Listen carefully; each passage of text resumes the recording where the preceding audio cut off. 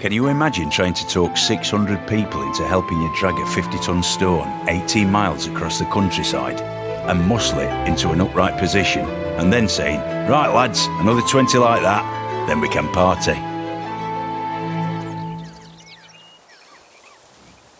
The ascent to the highest story is by stairs, and at their side are water engines, by means of which persons, appointed expressly for the purpose, are continually employed in raising water from the Euphrates into the garden.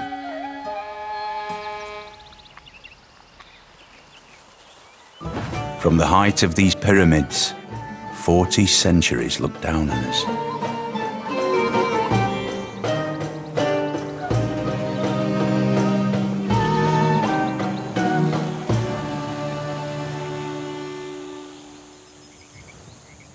When I saw the house of Artemis that mounted to the clouds, those other marvels lost their brilliancy. And I said, "Lo, apart from Olympus, the sun never looked on aught so grand."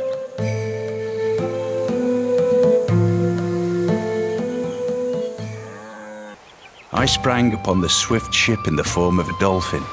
Pray to me as Apollo Delphinius. Also the altar itself shall be called Delphinius, and overlooked forever.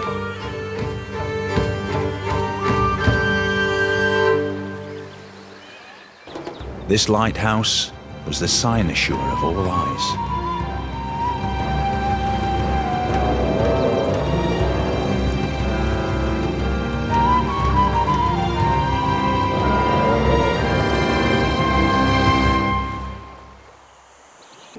At Rhodes was set up a colossus of 70 cubits high, representing the sun. The artist expended as much bronze in it as seemed likely to create a dearth in the mines.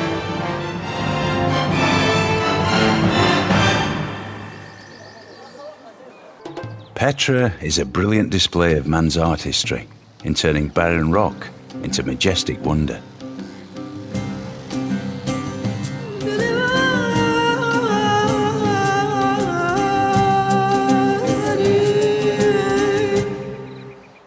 At the southwest corner, a large perpendicular mass of sandstone has become separated by a deep fissure from the body of the mountain. It has all the appearance of a colossal statue.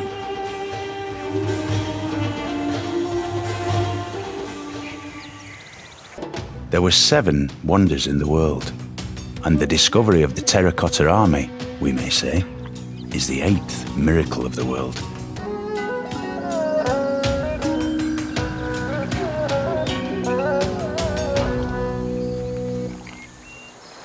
My ancestor Darius made this Apadana, but it was burnt down. By the grace of Ahura Mazda, Anahita and Mithra, I reconstructed this Apadana.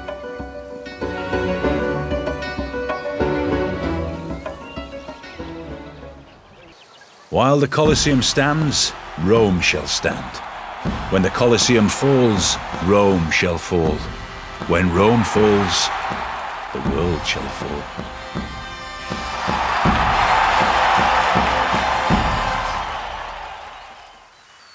A vast tomb lies over me in Halicarnassus, of such dimensions, of such exquisite beauty, as no other shade can boast.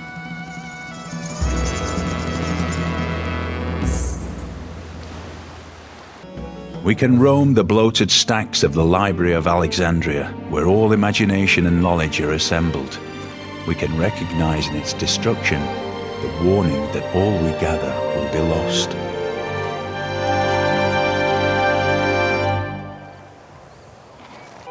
In a dusty, bustling corner of the Indian state of Bihar, there is a magical place that one might think of as the hub of Buddhism.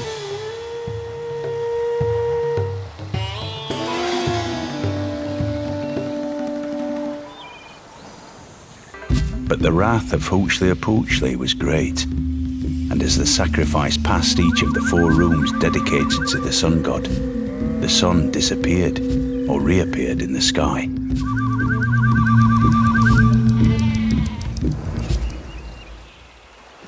Kilwa is one of the most beautifully built cities in the world. The houses there are entirely made of wood, their rooftops out of rope grass, and it rains with great vigour.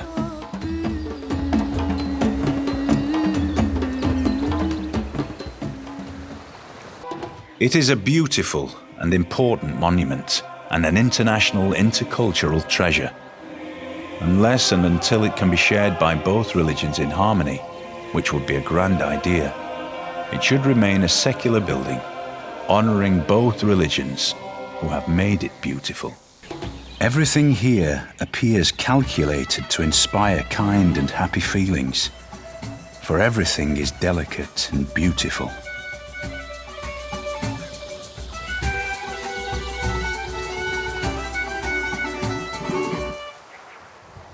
The temple is surrounded by a moat, and access is by a single bridge, protected by 2 stone tigers so grand and fearsome as to strike terror into the visitor.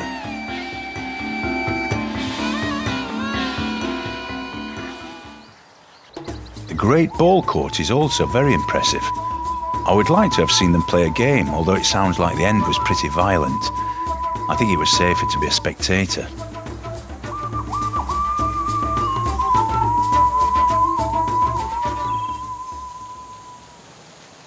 Church and state, soul and body, God and man are all one at Mont Saint-Michel. And the business of all is to fight, each in his own way, or to stand guard for each other.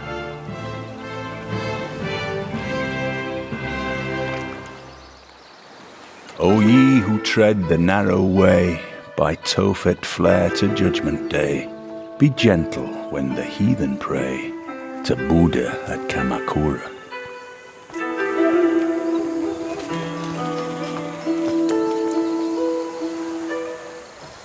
All other lands found on the western side of the boundary shall belong to the King and Queen of Castile and their successors.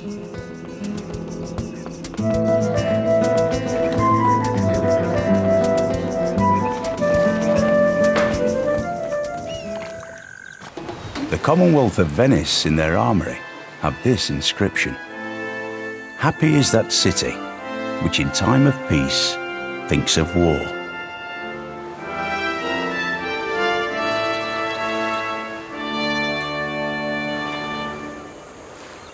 King Solomon gave the Queen of Sheba all she desired and asked for, besides what he had given her out of his royal bounty. So she turned and went to her own country, she and her servants.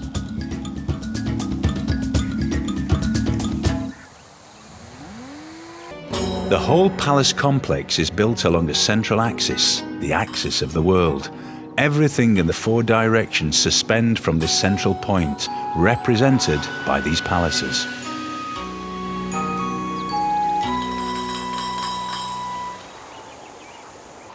The first time I stepped onto the rooftop of the Potala Palace, I felt, as never before or since, as if I was stepping onto the rooftop of my being, onto some dimension of consciousness that I'd never visited before. Did you ever build a castle in the air?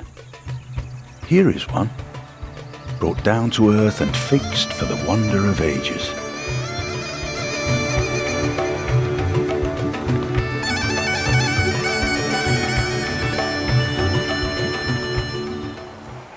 One had a twisted design, red, on a green ground.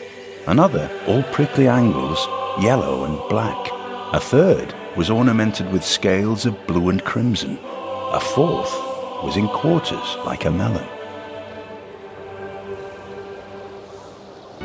The industrial heart of Germany practically stopped beating. Hardly anyone worked, hardly anything ran. The population of the Ruhr area had to be supported by the rest of the country.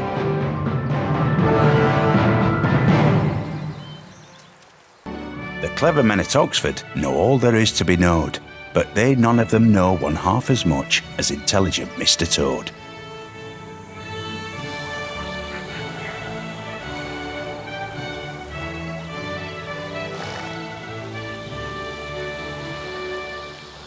Don't watch the big clock. do what it does. Keep going.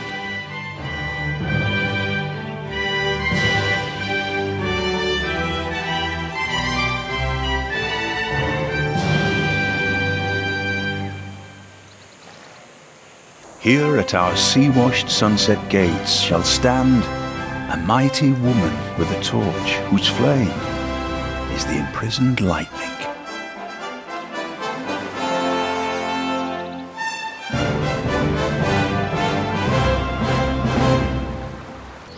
Bolshoi Ballet is a universe of the imagination, a place of magic and enchantment, beauty and romance.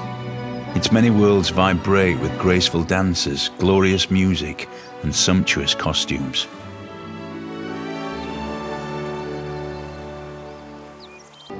Museums are on the front lines of the fight for culture, of good with evil, in any case, of the fight against platitudes and primitiveness.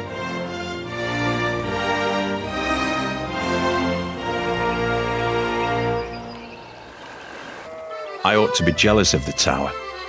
She is more famous than I am.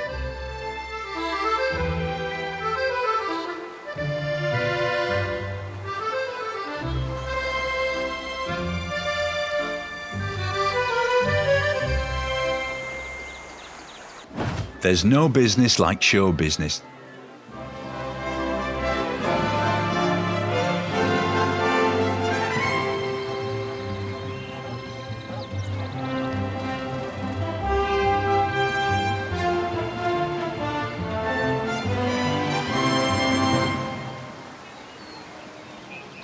Thus, the sculpture serves to give people one thought: everything is in God's hands.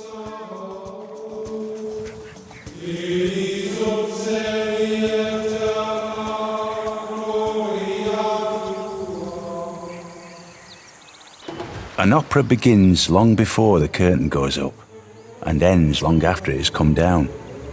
It starts in my imagination, it becomes my life, and it stays part of my life long after I've left the opera house. For scientific leadership, give me Scott. For swift and efficient travel, Amundsen.